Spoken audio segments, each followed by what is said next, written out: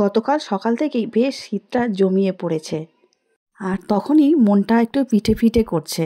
তখন মনে হলো আচ্ছা একটু চাল আর ডাল আলাদা আলাদা করে বরঞ্চ ভিজিয়ে দিই। খেতে যখন ইচ্ছা করেছে শীতের সন্ধ্যায় নরম নরম সরু চাউলি খাওয়া হবে, সঙ্গে গুড় বা তরকারি যে কোনো একটা হলেই হয়ে যাবে। আর মাও এসেছে সঙ্গে, বেশ ভালোই মজা হবে। মা কিন্তু এসে একটা কথা বলেইছে, দেখ মনা, তুই যেকালে এই সরু চাকলি করছিস তাহলে একটু কারি পাতা দিস তো, কারি পাতার গন্ধে সরু চাকলি কিন্তু দারুণ খেতে হবে রে। 2-3 ঘন্টা চালটা খুব ভালো করে ভিজিয়ে রেখেছিলাম, তারপর জল ঝাড়িয়ে নিয়ে একটু ছাওয়া দেখে মেলে দিয়েছিলাম হাওয়ায়। জলটা পুরো টেনে গেছে, ঠিক সেই সময় চালটা মিক্সিতে দিয়ে সুন্দর করে একটু বেটে নেব। ভেবেছিলাম অন্য পিঠে বানাবো, তারপরে ভাবলাম না, যেহেতু শীতের শুরু আর পিঠে খাওয়াও শুরু, তাহলে সরু চাউলি দিয়েই শুরু হোক আজকের পিঠে খাওয়া।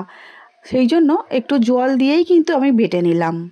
বিউলির ডালও 2 ঘন্টার মতো ভিজিয়ে রেখেছিলাম, বিউলির ডালও খুব ভালো করে বেটে নেব। চাল বেটে যে পাত্রে রেখেছি ওই পাত্রেই বিউলির ডাল দিয়ে পরিমাণ মতো একটু জল দিয়ে দেব। জল দেবার পরে হাত দিয়ে ডাল আর চাল খুব ভালো করে মিশিয়ে নেব। তারপরে দিয়ে দেব 2 চামচ ময়দা। চামচ বলতে আমার হাতের সামনে যে হাতাটা ছিল সেই হাতার মাপ করেই 2 চামচ ময়দা নিয়েছি। আর সরু চাকলি পিঠে যেকালে হবে তাহলে কিন্তু খুব পাতলা করাও যাবে না আর খুব ঘন করাও যাবে না, কারণ আমি রেগুলারে ভাত খাওয়ার চাল ভিজিয়েছিলাম তো সেই জন্য। দিয়ে দিচ্ছি পরিমাণ মতো নুন।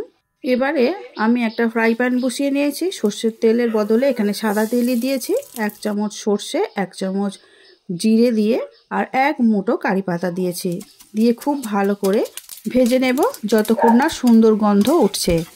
আর দেখতেই পাচ্ছ ভাজাটা বেশ সুন্দর করে হয়েই গেছে। এবারে এই কারি পাতা, সর্ষে আর জিরে ভাজা একসঙ্গে সব আমি এই ব্যাটারটার মধ্যেই দিয়ে দিচ্ছি। কারি পাতা, সর্ষে আর জিরে ভাজা একসঙ্গে দেওয়ার পরে খুব ভালো করে মিশিয়ে নিতে হবে। আর এই গন্ধটা সত্যি খুবই ভালো লাগছে, আর মনে হচ্ছে যেন আজকে আমি ধোসা বানাচ্ছি। কিন্তু এখানে সবই ছিল, শুধু আতপ চাল হলে কিন্তু দারুণ হতো। আর সত্যি কথা বলতে কোনো রকম চিন্তাভাবনা ছিলই না যে পিঠে খাওয়া হবে, হঠাৎ করে ইচ্ছা হয়েছে, হঠাৎ করেই চাল ভিজিয়ে দেওয়া হয়েছে। এবারে গ্যাস জ্বেলে প্যানটা বসিয়ে দিয়েছি। এবারে একটা কাপড়ের পুঁটলি করে তেলের মধ্যে ডুবিয়ে খুব ভালো করে নেকড়ে নিয়ে চেপে নিয়ে আর প্যানটার মধ্যে ভালো করে বুলিয়ে নিতে হবে। বেশি তেল ব্যবহার করা এখানে একদম যাবে না, আমি তেল ব্যবহার বেশি করিও নি। কাপের মধ্যে 1 কাপ ব্যাটার নিয়ে ফ্রাই প্যানের মধ্যে দিয়ে দিলাম। যতক্ষণ না উপরের দিকটা শুকনো শুকনো ভাব চলে আসছে ততক্ষণ কিন্তু একদম নাড়াচাড়া করা যাবে না। চেষ্টা করতে হবে যতটা গোল করা যায়, তাহলে দেখতেও ভালো লাগবে।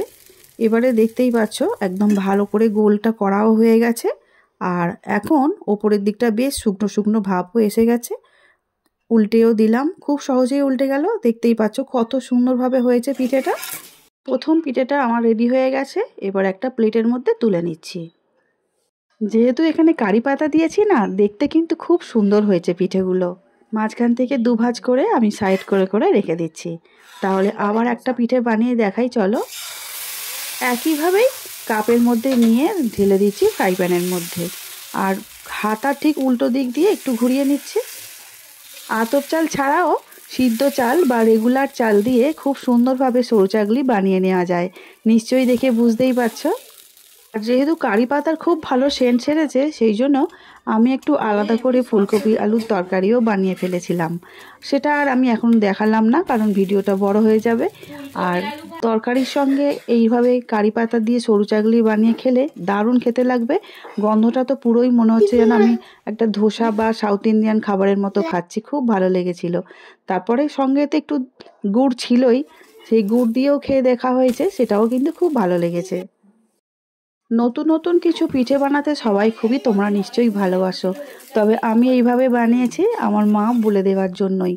তবে বানিয়ে দেখলাম সত্যিই কিন্তু খুব ভালো হয়েছে। তোমরা অবশ্যই আমার মতো করে যখন ফার্স্ট টাইম সরু চাকলি পিঠে বানাবে না, একবার এইভাবে কারি পাতা, সর্ষে আর জিরে ফোড়ন দিয়ে বানিয়ে দেখো তো। সত্যিই বলছি খুবই খেতে ভালো লাগবে। তবে ভালো লাগলে আমাকে কিন্তু একবার জানিও কমেন্টে যে তোমাদের কেমন লেগেছিল খেতে। কাছের বা দূরে যে সকল বন্ধুরা এই মুহূর্তে ইউটিউব চ্যানেল থেকে আমার ভিডিও দেখছো, যদি ভালো লেগে থাকে প্লিজ লাইক শেয়ার সাবস্ক্রাইব করে শ্রাবণীর পাকঘর চ্যানেলটির পাশে থেকে যাওয়ার অনুরোধ রইল। পাশে থাকা বেলটা অবশ্যই প্রেস করে দিও, তাতে যখনই নতুন রান্না ছাড়বো সবার আগে তোমাদের কাছেই পৌঁছে যাবে। আর ফেসবুক পেজ থেকে দেখছো বন্ধুরা, প্লিজ পেজটিকে ফলো করে দিও।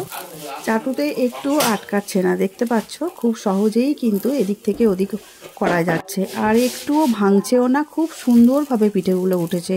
তবে হ্যাঁ, 2 বাটি চালের সঙ্গে আমি দিয়েছিলাম হাফ বাটি দিয়েছিলাম বিউলির ডাল। বিউলির ডালটা বেশি হলে কিন্তু গন্ধটা অনেকটাই খারাপ হয়ে যাবে আর পিঠেটা ততটা সুন্দর খেতে হবে না। বিউলির ডাল কিন্তু একটু কম করে দিলে ভালো হয়। সমস্ত পিঠেগুলোই কিন্তু আমার তৈরি করা হয়ে গেছে আর সুন্দরভাবে প্লেটে সাজানোও হয়ে গেছে। এদিকে ফুলকপি আলু যে শুকনো শুকনো ভাজা ভাজা একটা রেসিপি বানিয়েছিলাম সেটাও নিয়ে চলে এসেছি, আর নিয়ে চলে এসেছি একটু ঝোলা গুড়, যেগুলো ছাড়া সরু চাগলি পিঠে একদম অসম্পূর্ণ হয়ে যায়। সমস্ত কিছুই নিয়ে হাজির হয়ে গেছি। দেখে জানিও তো তোমাদের আজকে আমার এইভাবে যে সরু চাগলি পিঠে বানানোর রেসিপিটা তোমাদের কেমন লেগেছে। আজকে সরু চাকলি পিঠেগুলো যদি খুব পছন্দ হয়ে থাকে তাহলে অবশ্যই কমেন্ট করে জানিও, কারণ তোমাদের কমেন্ট পড়তে আর উত্তর দিতে দুটোই আমি খুবই ভালোবাসি। আজ তাহলে আসছি, দেখা হবে অন্য দিন নতুন রেসিপি নিয়ে।